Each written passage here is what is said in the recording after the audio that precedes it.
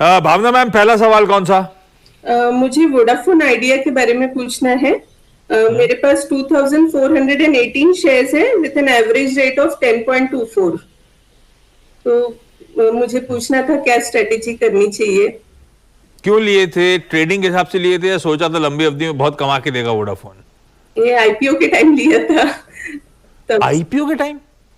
Starting में ही जब आया था तभी लिया था। कितना टाइम हो गया वोडाफोन ये एक साल मर्जर हुआ था? आइडिया था क्या आपके पास पहले? आइडिया था, यस। मतलब जमाने हो गए। एक साल। कितने साल हो गए होंगे इस बात को? एक साल हो गया। आई, ये तो फिर एफपीओ की बात कर रहे हो आप?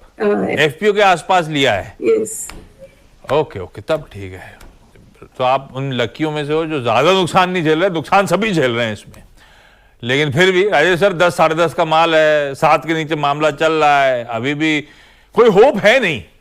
हम रिटेल वैसे होप राइड करते रहते हैं इस तरह के स्टॉक्स के साथ। क्या करूं? वोडाफोन आइडिया निकलूं, गलती हो गई, एक्सेप्ट कर लूं?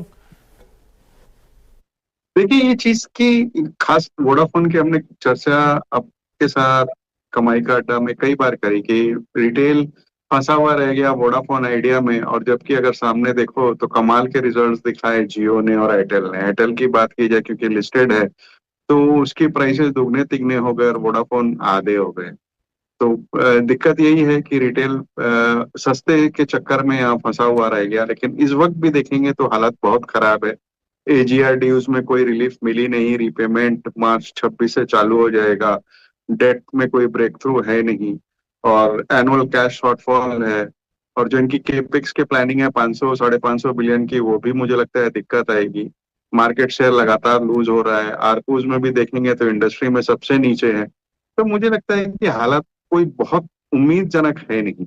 अब इनका ऑलमोस्ट आधा हो गया है। अब इसको मैं ट्रेडिंग के नजरिए से अगर कहूँ तो इसमें मैक्सिमम लॉस आपका 4 रुपया तक आ सकता है। तो अगर आप 2-2.5 रुपया और देख सकती हैं तो बनी रहे स्टॉक में, और कोई भी उछाल 8 8.5 तक आता है तो वहां निकल जाए। लॉस तो होगा, लेकिन लॉस मिनिमाइज करके निकलना है तो थोड़ा सा बने रहे। 8 8.5 के जोन पे वोडाफोन आइडिया अगर आता हुआ दिखे तो मैम निकलिए इस काउंटर से।